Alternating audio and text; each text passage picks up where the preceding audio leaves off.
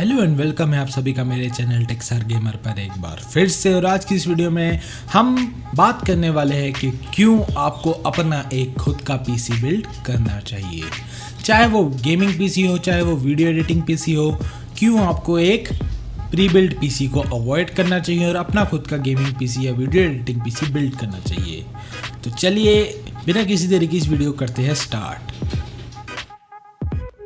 तो आज मैं आपको बताऊंगा टॉप 5 पॉइंट्स जिसकी वजह से आपको अपना एक गेमिंग पीसी या वीडियो एडिटिंग पीसी बिल्ड करना चाहिए। और तो पहले बढ़ते हैं सबसे पहले पॉइंट की तरफ, जो कि है प्राइस, पैसा, बजट। जहां पर ज़्यादातर लोग फंसते हैं वो है उनका बजट।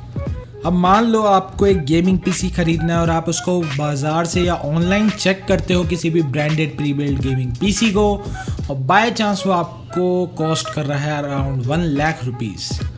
अगर आप उसके पार्ट्स अपने ऑनलाइन ही चेक करते हो, उसके सेम पार्ट्स लेते हो, कोई भी लोकल कंपनी का नहीं, इंटरनेशनल ब्रांड जैसे कूलर मास्टर, कॉर्सेर जैसे ब्रांड्स के आप पार्ट्स लेते हो और ग्राफिक कार्ड और प्रोसेसर सब सेम रखते हो, तब आप एक चीज़ नोट करोगे कि जो आपको आपके प्री बिल्ड पीसी आप परचेज करने जा रहे थे 1 लाख रुपीज़ का, सेम कॉन्फ़िगरेशंस का पीसी उससे कई कम कीमत पर बिल्ड हो जाएगा। सीरियसली गाइस, कई कम कीमत पर। और अगर आप चाहो तो उसी के बराबर बजट में आप उससे भी टॉप कॉन्फ़िगरेशंस का पीसी बना सकते हो।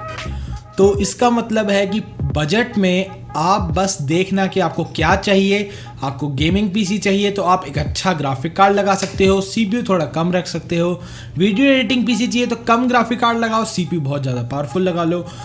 एक प्री बिल्ड पीसी में आपको काफ़ी ज़्यादा हाई प्राइस पे करना पड़ता है for the same configurations that you can get for the much cheaper price. तो अब बढ़ते हैं हम अपने दूसरे पॉइंट की तरफ, जो कि है कि आपको क्या चाहिए। क्या से मेरा मतलब है, जैसे अगर आपको अपना पीसी सिर्फ और सिर्फ गेमिंग के लिए चाहिए तो आप एक अच्छा ग्राफिक कार्ड लगा लो। ग्राफिक कार्ड जैसे आप लगा लो GTX 1070 जैसा, प्रोसेसर आप लगा लो i5-8400 टाइप सा। तो आप अगर गेमिंग पीसी बिल्ड कर रहे हो और आप बजट में हो तो सबसे पहले तो आप अपना एक टारगेट सेट कर लो कि मुझे किस टाइप की गेमिंग करनी है। गेमिंग से मेरा मतलब है कि आपको कितने सेटिंग्स में गेमिंग करनी है। जैसे अगर आप बस चाहते हो कि मुझे लेटेस्ट गेम्स खेलनी है, उनकी स्टोरी जाननी है और सेटिंग्स क्वालिटी से आपको कि ज़्यादा फ़र्क नहीं पड़ता, तो आप एक अच्छा सा गेमिंग पीसी बिल्ड करा सकते हो अराउंड 30,000 रुपीज़ में। यस गाइज, मैं सीरियसली बोल रहा हूँ, 30,000 रुपीज़ में एक अच्छा सा गेमिंग पीसी बिल्ड हो जाएगा, जो कि अराउंड 30 to 60 FPS पे गेम्स चलाएगा लो टू मीडियम सेटिंग्स पर एट 720p। बहुत बढ़िया गेमिंग पीसी बिल्ड हो जाएगा। और 720p भी मैंने कम बोल दिया, 1080p पे भी चलाएगा गेम्स को, 1080p पे, वो भी around 30 to 60 FPS low to medium settings पे। अगर आपको एक वीडियो एडिटिंग पीसी चाहिए तो आप ग्राफिक कार्ड का पैसा कम कर लो और उसकी जगह आप प्रोसेसर पे ज़्यादा पैसा लगा लो।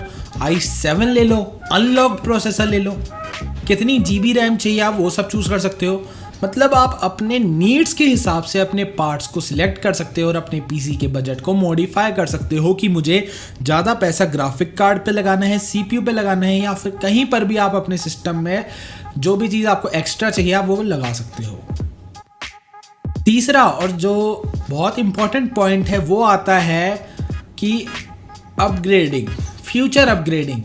बाय चांस जैसे फ्यूचर में आप चाहते हो कि मेरा ग्राफिक कार्ड अब इतना पावरफुल नहीं है, या फिर अगर आपके पीसी में आपने पहले ही ये सोच के एक ऐसा मदरबोर्ड लगा लिया जिसमें 2 ग्राफिक कार्ड लगा सकते हो कि अभी मेरे पास पैसे नहीं है लेकिन आगे जाके जब मैं पैसे सेव करूंगा तब मैं एक एक्स्ट्रा ग्राफिक कार्ड लगाऊंगा। और अगर आपके मदरबोर्ड पे 2 ग्राफिक कार्ड के स्लॉट है, आपने अपने हिसाब से ग्राफिक कार्ड को चूज़ करा था, मदरबोर्ड को चूज़ करा था, तो आप आराम से उसमें ग्राफिक कार्ड अब लगा सकते हो। बाय चांस फ्यूचर में अगर आपको रैम ज़्यादा चाहिए तो आप अभी प्रेजेंट में ही ऐसा मदरबोर्ड लगा लोगे कि आगे जाके आप उसमें रैम अपग्रेड कर सकते हो, प्रोसेसर भी अपग्रेड कर सकते हो, बस सेम सॉकेट का हो, सेम जनरेशन का हो। अभी पैसे नहीं, अभी आपने पेंटियम G4560 लगा लिया, 7th जनरेशन की बात करते हैं अगर, तो आगे जाके आप उसको i5 में चेंज कर लो, i7 में चेंज कर लो, 8th जनरेशन में अभी i3 लगवा रहे हो, आगे जाके i7 में चेंज कर लो सेम सॉकेट में। तो आपके पास अपग्रेडिंग ऑप्शंस रहते हैं एक डेस्कटॉप में। अपने खुद के पीसी में आप खुद सिलेक्ट कर सकते हो कि आगे फ्यूचर में मुझे क्या चाहिए अगर अभी मेरे पास बजट कम है। चौथा पॉइंट जो आता है वो आता है परफॉर्मेंस।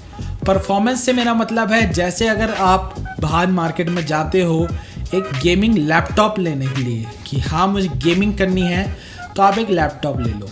तो अगर आप एक चीज़ देखोगे, लैपटॉप आपको कॉस्ट करेगा around like if laptop is costing you around 90,000 rupees, 90K। Then अगर आप उसके सेम पार्ट्स लेते हो, जैसे मैंने आपको पहले ही पॉइंट में बता दिया, पीसी के लिए तो वो काफ़ी सस्ता पड़ता है। और लैपटॉप में जो प्रोसेसर लगता है वो लगता है कई बार M वर्जन और Q वर्जन, जिसका मतलब है मोबाइल वर्जन। तो अगर आप उसको कंपेयर करते हो सेम मॉडल के डेस्कटॉप प्रोसेसर से, जैसे i7 रख लो आप, उसमें 8th जनरेशन का i7 लगा रखा है, आप देखोगे 8th जनरेशन का i7 है और वो लगा हुआ है उसमें लाइक 8700K लगा हुआ है उसमें भी, या फिर 8700 लगा हुआ है। तो उसमें M वर्जन है, मोबाइल वर्जन, जिसकी performance as compared to desktop कम होगी, लाइक 20 to 25% कम होती है। तो आप एक चीज़ गौर करो कि पैसे बढ़ रहे हैं और परफॉर्मेंस घट रही है, तो आप नुकसान में जा रहे हो। और ऐसा क्यों हो रहा है? क्योंकि लैपटॉप होते हैं पोर्टेबिलिटी के लिए। तो जब लैपटॉप को पोर्टेबल बनाना है तो इतना बड़ा जो ग्राफिक कार्ड है, जो कि लैपटॉप से भी काफ़ी ज़्यादा मोटा होता है, बड़ा होता है, तो उस ग्राफिक कार्ड को इतना छोटी सी चिप बना के अगर एक लैपटॉप के अंदर फिट करना है, तो आप खुद सोच सकते हो कि साइज जब घट रहा है तो परफॉर्मेंस भी घटेगी, ठीक है, और आप पैसे ज़्यादा पे कर रहे हो। और लैपटॉप्स होते पोर्टेबिलिटी के लिए, लेकिन वो लैपटॉप्स इतने लैपटॉप्स नहीं होते। लैपटॉप क्या होता है? जो आप अपने मतलब गोद में रख के काम कर सको, अपने लैप पे रख के काम कर सको। लेकिन गेमिंग लैपटॉप्स इतनी ज़्यादा हीट पैदा करते हैं, आपको उनको डेस्क पे ही रखना पड़ेगा। तो क्यों ना आप डेस्कटॉप ले लो। और गेमिंग लैपटॉप होते भी ज़्यादा हैवी है, तो पोर्टेबिलिटी भी इतनी अच्छी नहीं होती उनकी। तो क्यों ना आप अपने ही एक गेमिंग पीसी बिल्ड करो। पांचवी चीज़ जो आती है वो होती है कि इसमें एक हॉबी होती है। हॉबी से मेरा मतलब है कि आप अगर ना पीसी बिल्ड करोगे अगर खुद, तो आगे जाके आप दूसरों को भी नॉलेज दे सकते हो कि भाई मैंने एक अपना गेमिंग पीसी बिल्ड करा, तो मैं भी तुम्हें नॉलेज देता हूँ कि मैंने कैसे कैसे बिल्ड करा है, कौन कौन से पार्ट्स तुम्हें लेने चाहिए। और इसके लिए कोई एक्सपीरियंस की ज़रूरत नहीं होती। एक्सपीरियंस मतलब अगर आप नॉर्मल पार्ट्स भी लाते हो तो आप बस मदरबोर्ड पे जो लगे हुए सॉकेट्स है और आपके पास जो पार्ट्स लाए हो उनके सॉकेट्स को अगर आप मैच करोगे, तब आप उनको आराम से अलाइन कर सकते हो और अपने आप गेमिंग पीसी बिल्ड कर सकते हो। इसमें कोई डरने की बात नहीं होती कि मैं कुछ ख़राब ना कर दूं, ठीक है। तो इसमें सबसे अच्छी बात ये होती है कि एक हॉबी होती है, आगे जाके आप दूसरों की भी मदद कर सकते हो कि भाई मैंने भी अपना गेमिंग पीसी बिल्ड करा, चल मैं तेरी मदद करता हूँ।